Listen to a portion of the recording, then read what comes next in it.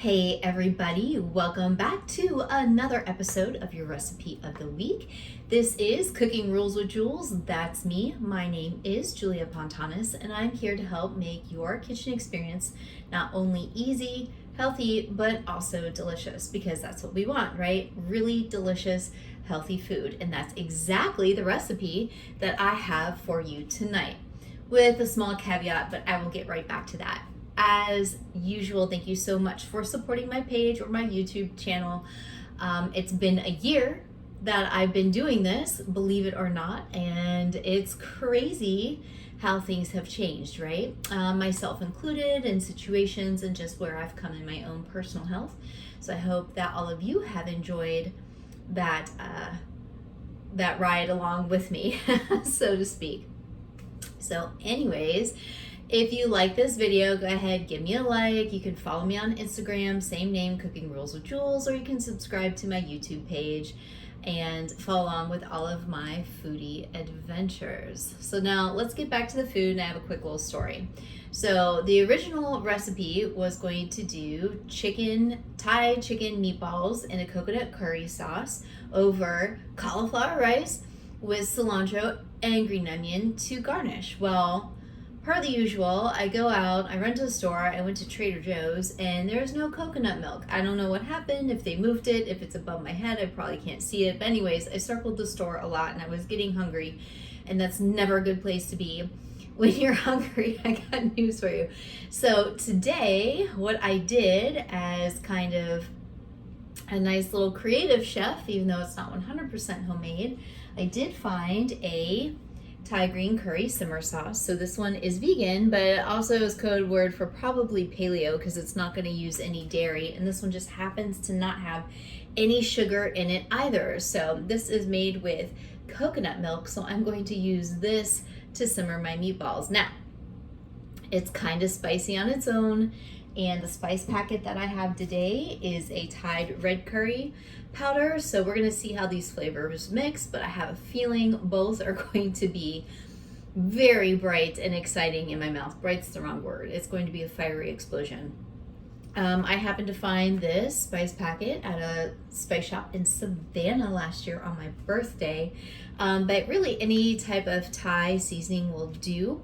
Or maybe you don't want to do Thai seasoning. Maybe you just want to season your meatballs with salt, pepper, garlic powder. Completely cool too, but this is how I'm going to do mine. So enough of the yakking, Julia. Let's get started with the cooking, right? Right, perfect. I'm hungry too, so this is so good. Okay, I have 1 pound of ground chicken and 1/4 cup of a diced onion already ready to go into my bowl. I'm going to take some of my spice packet. Now I already know this, the heat level on this is pretty intense, and I also know that Mama Dukes is probably going to have some, so I'm going to go easy on this. She doesn't like anything spicy. My mom likes filet mignon and lobster, right? I guess that's not bad either. Anyways, I'm going to throw my seasoning in here.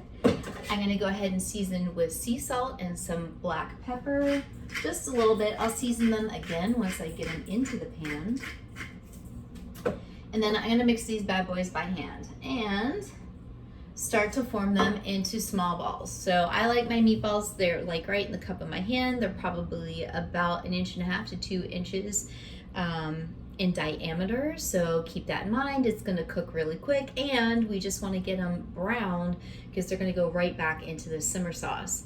Also keep in mind, ground chicken, this is white meat. It's really lean and it tends to dry out fast. So I'm going to cook them kind of on a medium heat. So I'm going to get this started and start forming my meatballs here in a minute.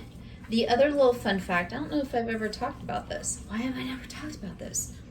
Bring your food to room temperature before you start to cook. It will cook more thoroughly, and you're going to get just a better flavor out of it anyways. So my chicken is a little cold, I'm not going to lie, but I'm going to go ahead and fire up my range, get these meatballs started, and I'll come back and show you what's happening in my pan. Ah yes, one more thing. I almost forgot.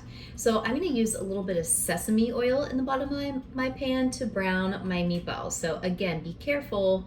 This gets hot fast and will burn on you. So make sure you just keep that heat at a nice constant medium and work quickly. So this is gonna add some depth into our chicken meatballs.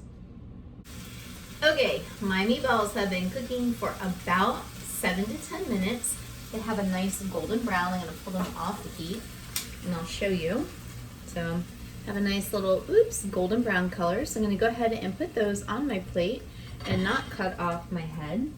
And in this same pan, I'm going to put my rice cauliflower in there. Now, I'm doing this for a few reasons. Number one, less pans to clean up. Number two, the flavor from these little chicken meatballs is already gonna be in the bottom of this pan, and that cauliflower rice is going to pick it up very nicely, because cauliflower is kind of one of those things you can make into whatever your heart wishes or desires, or almost anyways. So I'm gonna take the rest of those guys out. Now, you can use fresh rice cauliflower. Mine just happens to be frozen from Aldi, and I'm gonna throw it right into the pan frozen. If I need to, I'm gonna add a little liquid, but I'm also gonna cover it to heat it up. And of course, I'm gonna season it with a little bit more salt and pepper. So here we go. Right into my pan I go. All about convenient and healthy. Gonna give this a few minutes. I'm gonna wait for this rice to start to get browned up, and then I will be back again to show you how we finish this recipe off. Hey, all right, my cauliflower rice is done. I'm going to take it off of the heat. I'm gonna put it back into a bowl. This is a clean bowl, by the way, not the same dirty chicken bowl. So my rice is on the side, and I'm gonna keep not turning my back to you. I'm going to take my chicken meatballs, or turn them back into the pan where they're gonna, hear that nice little sizzle. And now I'm gonna go ahead and add in, I would say, enough sauce to cover the meatballs, or whatever you feel. Whoops, I turned the heat up a little bit on that one. Your sauce way. So gauge your audience.